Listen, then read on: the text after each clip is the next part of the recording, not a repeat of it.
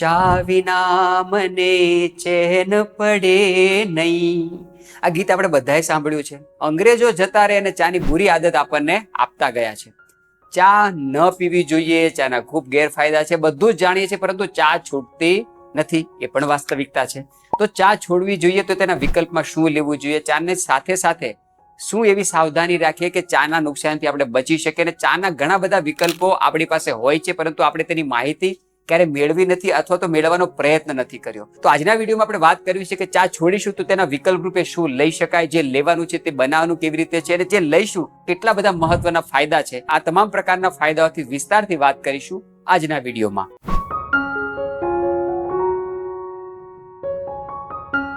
પહેલા નંબરની ચા એટલે આદુ, ધાણા અને ગોળની ચા.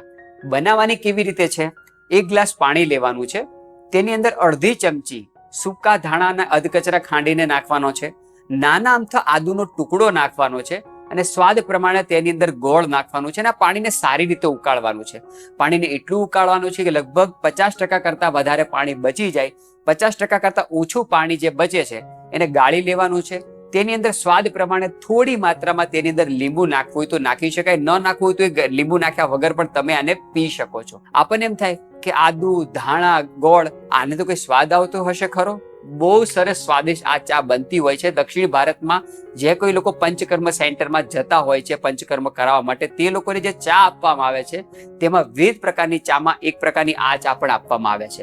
આ ચાનો મુખ્ય ફાયદો એ છે કે આપણે જે કંઈ દેશમાં રહીએ છીએ, આપણે જે કંઈ ભૌગોલિક વાતાવરણમાં રહીએ છીએ, એ વાતાવરણની અંદર વાયુ સંબંધિત સમસ્યાઓ થવાની પૂરેપૂરી સંભાવના રહેતી હોય છે. આદુ કા જાદુ આપણું બધાએ સાંભળ્યું છે. આદુને આપણે ભોજન સાથે તો લઈએ છીએ, પરંતુ મોટા ભાગે આદુ આપણે ઘી સાથે સંયોજિત થઈ જતું હોય, શાકના વઘારમાં આપણે નાખતા હોય. પરંતુ આદુ જ્યારે ઘી કે તેલ સાથે સંયોજિત ન થતા ઉકાળા રૂપે, ચાના રૂપે જ્યારે પીવામાં આવે છે, ત્યારે એ આદુ આપણા શરીરની અંદર વધેલા એસિડને રોકે છે.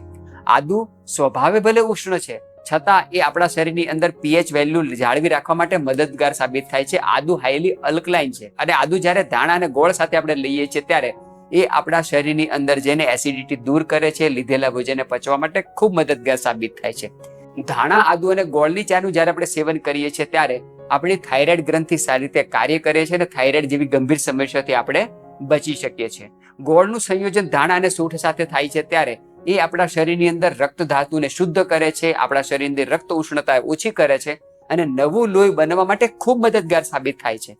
તો આટલી સારી ચા આપણે જો ન લઈએ તો આપણે જાતે જ આપણા સ્વાસ્થ્યનું, આરોગ્યનું સત્યાનાશ કરી રહ્યા છે. તો ચાના વિકલ્પ રૂપે જે વિવિધ પ્રકારની ચા લેવાની છે તેમાં પહેલા નંબરની ચા એટલે આદુ, ધાણા અને સૂંઠની ચા. સ્વાદ પ્રમાણે તેની અંદર લીંબુ જો નાખશું તો એ આપણને સ્વાદમાં પણ ખૂબ સ્વાદિષ્ટ લાગશે અને અનેક પ્રકારના ફાયદા આ ચા આપણને આપતી હોય છે. જે કોઈ લોકોને શ્વસન રોગથી પીડાતા હોય, જે લોકોને દમા, અસ્થમા, ટીબી, બ્રોન્કાઇટિસ જેવી સમસ્યા થતી હોય, શિયાળાના દિવસોમાં જે કોઈ લોકોને શ્વાસ વગેરે ફૂલતો હોય, આવા લોકો માટે તો આ ચા વરદાનરૂપ મેડિસિનનું કાર્ય કરે છે. વાયુને કારણે જે કોઈ લોકોના શરીરની અંદર ડ્રાયનેસ રહેતી હોય, વાયુને કારણે જે કોઈ લોકોની પાચન અગ્નિની મંદતા રહેતી હોય, જે કોઈ લોકોના શરીરમાં કફ દોષ વધારે રહેતો હોય, એના કારણે શરદી, ઉધરસ, કફ જેવી સમસ્યા સતાવતી હોય, આવા લોકો માટે આદુ, ધાણા અને ગોળની ચા વરદાન રૂપ મેડિસિન જેવું કાર્ય કરે છે. તો ચાના વિકલ્પ રૂપે જે વિવિધ પ્રકારની ચા આપણે લેવાની છે તેમાં પહેલા નંબરની ચા એટલે આદુ, ધાણા અને ગોળની ચા.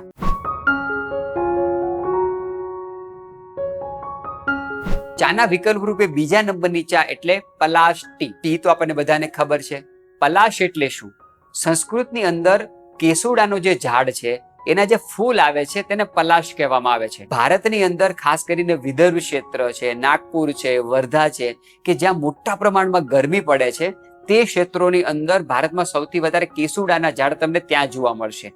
એ ક્ષેત્રની અંદર ત્યાંના ઘણા બધા લોકો કેસુડાની ચા બનાવીને પીતા હોય છે. સામાન્ય રીતે જેટલી પણ ચા પીતા હોય એ શરીરની અંદર પિત્ત દોષને વધારતી હોય, ઇન્ટરનલ હીટ વધારતી હોય, પરંતુ પલાશની ચા એકમાત્ર એવી ચા છે જે પિત્ત દોષથી પીડાતા લોકો માટે પણ, જે કોઈ લોકોના શરીરમાં તજા ગરમી છે એવા લોકો માટે આ ચા વરદાનરૂપ મેડિસિન છે. કેવી રીતે બનાવીશું તેની વાત કરીએ. 1 ગ્લાસ પાણી લેવાનું છે, તેની અંદર 2 ચમચી કેસુડાના ફૂલનો જે પાવડર છે અથવા તો કેસુડાને સૂકવીને જે તમે અધકચરા ખાંડી નાખશો તેનો પાવડર 2 ચમચી નાખવાનો છે. સ્વાદ પ્રમાણે તેની અંદર ચાનો જે મસાલો હોય, તમાલપત્ર નાખતા હોય, તજ નાખતા હોય, એલચી વગેરેનો પાવડર જે આપણે નાખતા હોય તે સ્વાદ પ્રમાણે નાખી શકાય. કંઈ ન નાખવું હોય તો ચપટી 2 ચપટી એલચી દાણાનો પાવડર નાખી શકાય. સ્વાદ પ્રમાણે તેની અંદર સાકર નાખીને એને ઉકાળવાનું છે. એટલું ઉકાળવાનું છે કે 1 ગ્લાસ પાણી અડધો ગ્લાસ થઈ જાય અને તેને ગાળીને તમે પીશો તો આ ચા આપણા શરીરમાં જઈને પિત્ત દોષને શાંત કરે છે. સ્વાદમાં તે ખૂબ સારી લાગે છે. આ ચાનો કલર કેસુડાના કલર જેવો જ ખૂબ સુંદર હોય છે. તમામ પ્રકારની ગરમી સંબંધિત સમસ્યાથી પીડાતા લોકો માટે આ ચા વરદાનરૂપ મેડિસિન જેવું કાર્ય કરે છે. તો જે કોઈ લોકોને ગરમી સંબંધિત સમસ્યાઓ સતાવતી હોય, ચહેરા ઉપર ખૂબ પિમ્પલ્સ થતા હોય, ગરમીની ઋતુ હોય, ચામડીની સમસ્યાથી જે લોકો પીડાતા હોય, અલ્સરની સમસ્યા, ચાંદાની સમસ્યા જે લોકોને થતી હોય, જે કોઈ લોકોના શરીરની અંદર પિત્ત દોષ વધારે હોય, પિત્ત પ્રધાનતા વધારે હોય અને ખાસ કરીને ગરમીની ઋતુ હોય ત્યારે એ સમય દરમિયાન પલાસની ચા, કેસુડાની ચા એ લોકો માટે ખૂબ વરદાનરૂપ મેડિસિન જેવું કાર્ય કરે છે. તો ચાના વિકલ્પ રૂપે બીજા નંબરની ચા જે ગરમી સંબંધિત સમસ્યાથી આપણને બચાવે છે તે એટલે પલાસની ચા, કેસુડાની ચા.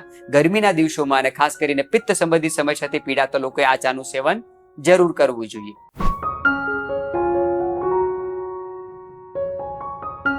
ચાના વિકલ્પ રૂપે ત્રીજા નંબરની ચા એટલે અર્જુનની છાલનો પાવડર કરીને બનતી ચા. ભારતમાં લગભગ મોટા ભાગના યુવાનોને, મોટી ઉંમરના લોકોને બ્લડ પ્રેશરની સમસ્યા ખૂબ વધવા લાગી છે ત્યારે આવા લોકોએ અર્જુનની છાલની ચાનું સેવન જરૂર કરવું જોઈએ. કેવી રીતે બનાવશું તેની વાત કરીએ.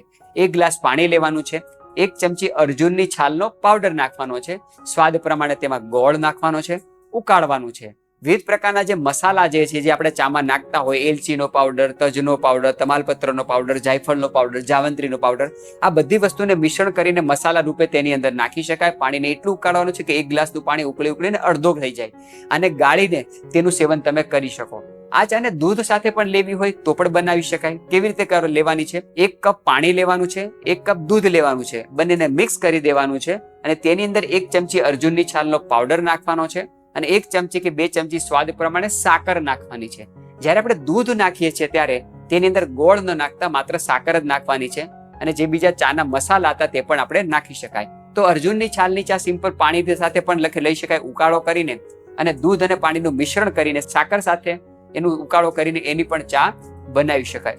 અર્જુનની છાલની ચા શિયાળાના દિવસોના ખાસ કરીને જે કોઈ લોકોને કોલેસ્ટ્રોલની સમસ્યા હોય, જે કોઈ લોકોના શરીરની અંદર બેડ કોલેસ્ટ્રોલ વધારે આવ્યું હોય, જે કોઈ લોકોને બ્લડ પ્રેશરની સમસ્યા હોય, જે કોઈ લોકોને ભૂતકાળની અંદર હૃદયરોગની સમસ્યાઓ આવી હોય, બાયપાસ કરાવેલી હોય, એન્જિયોપ્લાસ્ટી કરાવેલી હોય, આવા તમામ લોકોએ વર્ષમાં 4-6 મહિના અર્જુનની છાલની ચા જરૂર પીવી જ જોઈએ. સામાન્ય રીતે એક માન્યતા છે કે અર્જુનની છાલ ગરમ પડતી હોય છે. જરા પણ ગરમ પડતી હોતી નથી. હાઈલી અલ્કલાઇન છે.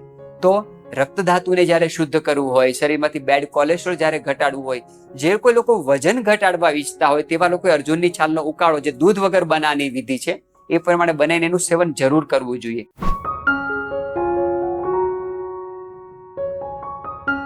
ચાના વિકલ્પ રૂપે ચોથા નંબરની ચા એટલે ગ્રીન ટી. વર્તમાન સમયની અંદર બધી આયુર્વેદિક મેડિકલ સ્ટોરની અંદર આયુર્વેદિક ઘણા રો મટીરિયલ સપ્લાય કરતા હોય તેની અંદર હવે લીલા પાંદડા વાળું ઘાસ પ્રકારનું મેડિસિન પ્લાન્ટ લોકો સુધી પહોંચાડવામાં આવે છે જેને ગ્રીન ટી કહેવામાં આવે છે. ગ્રીન ટી ની અંદર ચાના જેવા જ ગુણ છે. ગ્રીન ટી ની અંદર થોડી માત્રામાં ચાના જેવું જ કેફીન પણ છે, પરંતુ એ કેફીનની કોઈ સાઈડ ઇફેક્ટ નથી. ચા લેવાથી આપણને જેટલી તૃપ્તિ થાય છે, ચા ન પીવાના કારણે જે કોઈ લોકોનું માથું દુખે છે, હેડક થાય છે, ચા ન પીવાના કારણે ઘણા લોકોને શરીરની અંદર સ્ફૂર્તિ રહેતી નથી, સુસ્તી બિલકુલ લાગ્યા કરે છે, એવા લોકોએ તો ગ્રીન ટી નો ઉપયોગ જરૂર કરવો જોઈએ. કેવી રીતે બનાવવાનું છે તેની પણ વાત કરીએ. 1 ગ્લાસ પાણી લેવાનું છે. ગ્રીન ટી નો જો પાવડર તમને મળતો હોય તો 1 ચમચી પાવડર નાખવાનો છે. સ્વાદ પ્રમાણે તેમાં સાકર નાખી શકાય, ગોળ પણ નાખી શકાય. સારી રીતે ઉકાળવાનો છે. જેમ ચામાં આપણે વિવિધ પ્રકારના મસાલા નાખીએ છીએ તે મસાલા નાખીને પણ તેને ઉકાળી શકાય. ગ્રીન ટી ની અંદર દૂધ નથી નાખવાનું. જેવી રીતે આપણે અર્જુનની છાલની અંદર દૂધ નાખી શકતા હતા, પરંતુ ગ્રીન ટી ની અંદર થોડી માત્રામાં વિટામિન સી ની પણ પ્રોપર્ટી હોય છે અને એના કારણે જો આપણે દૂધ નાખીશું તો તે વિરુદ્ધ આહારની શ્રેણીમાં આવી જાય. એના માટે ગ્રીન ટી ની જે કે આપણે ચા બનાવીશું તે દૂધ વગર જ બનાવવી જોઈએ. 1 ગ્લાસ પાણી પાવડર ફોર્મમાં જો તમને ગ્રીન ટી મળી જતી હોય તો 1 ચમચી પાવડર નાખો. તાજી મળી જતી હોય તો તેના થોડા ડાળખા કે થોડા પાંદડા તોડીને તમે પાણીમાં નાખશો. પાણીને સારી રીતે ઉકાળો. 50% પાણી બળી જાય, સ્વાદ પ્રમાણે તેની અંદર ગોળ કે સાકર નાખી શકાય. 50% પાણી બળી જાય ત્યારે ગાળીને ચાની જેમ ચુસ્કી લગાવીને તમે એને પીશો તો ચા જેવું જ સેટિસ્ફેક્શન આપતું હોય છે ગ્રીન ટી ની ચા. બીજી ચાની જેમ ગ્રીન ટીના પણ સૌથી મહત્વના ફાયદા એ છે કે તે આપણા શરીરની અંદર બેડ કોલેસ્ટ્રોલને રોકે છે. તો જેવી રીતે અર્જુનની છાલનો આપણે ઉકાળો આપણે પીતા હતા હૃદયથી બચવા માટે, હૃદયરોગની સમસ્યાથી બચવા માટે, બ્લડ પ્રેશરને કંટ્રોલમાં કરવા માટે, બેડ કોલેસ્ટ્રોલ ઓછું કરીને ગુડ કોલેસ્ટ્રોલ વધારવા માટે, તેવી જ રીતે ગ્રીન ટીનો પણ ઉકાળો પી શકાય. ગ્રીન ટીનો સૌથી મહત્વનો ફાયદો એ છે કે આપણા સ્વાદુપિંડને ઇન્સ્યુલિનનું સિક્રેશન કરવા માટે, સ્વાદુપિંડ જે આપણને ડાયાબિટીસ જેવી ગંભીર સમસ્યાથી બચાવવા માટે અવિરત કાર્ય કરે છે. તેની કાર્યક્ષમતા વધારવી હોય તો આપણે ગ્રીન ટીનું સેવન જરૂર કરવું જોઈએ. ગ્રીન ટીનો સૌથી મહત્વનો ફાયદો એ છે કે તેની અંદર મોટા પ્રમાણમાં એન્ટીઓક્સિડન્ટ પ્રોપર્ટી છે. વર્તમાન સમયમાં પાણી દ્વારા, હવા દ્વારા, ભોજન દ્વારા જે કે foreign particle, chemical, pesticide, urea, DP જે આપણા શરીરમાં ભોજનના માધ્યમથી જઈ રહ્યું છે તેને યુરિન મારફતે, સ્ટૂલ મારફતે જો બહાર કાઢવા જો તમે ઈચ્છતા હોય તેવા લોકોએ ગ્રીન ટીનું સેવન જરૂર કરવું જોઈએ. કારણ કે ગ્રીન ટીનું આપણે સેવન કરીએ છીએ ત્યારે એ આપણા શરીરની આંતરિક શુદ્ધિના કાર્યમાં ખૂબ મદદગાર સાબિત થાય છે. ગ્રીન ટીનું સેવન કરતી વખતે આપણે ખાસ ધ્યાન રાખવું જોઈએ કે બજારમાં હવે પેકેટ બંધ ગ્રીન ટી પણ વેચાતી થઈ ગઈ છે. ગ્રીન ટીની અંદર જે કેફીન હોય છે તે કેફીન આ બધી કંપનીઓ કાઢી નાખતી હોય છે અને કહેતા હોય છે કે અમારી જે ગ્રીન ટી છે એ બિલકુલ કેફીન ફ્રી છે. આપણને એવું લાગે કે કેફીન આપણા માટે નુકસાન કરનારું છે, એના માટે આપણે કેફીન ફ્રી જે ગ્રીન ટી છે તે લઈ આવતા હોય છે, પરંતુ આ બિલકુલ ભ્રમ છે.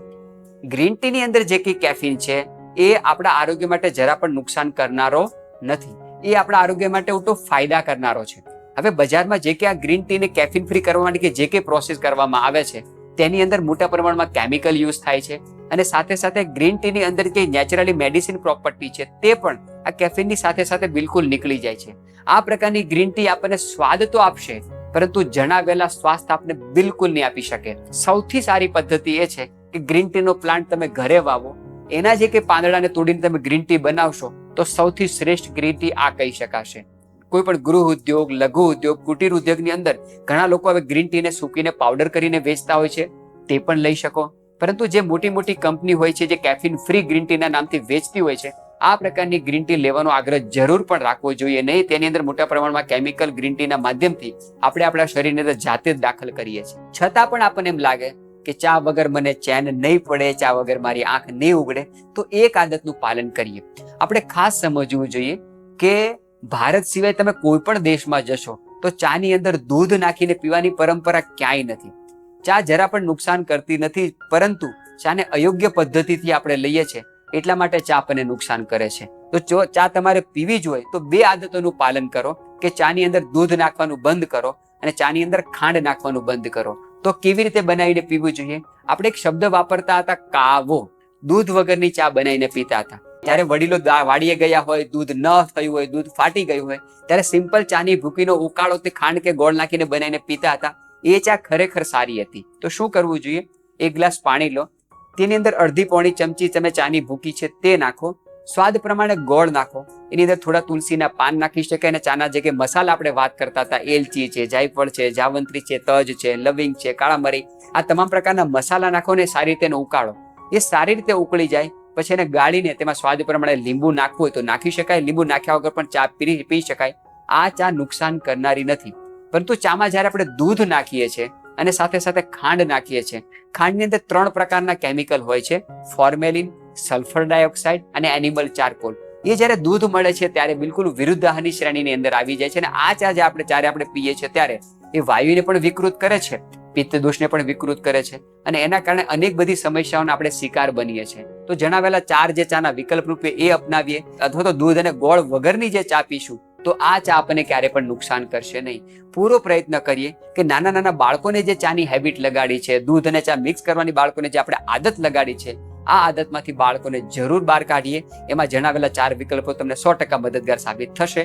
સૌને જય હિન્દ, વંદે માતરમ.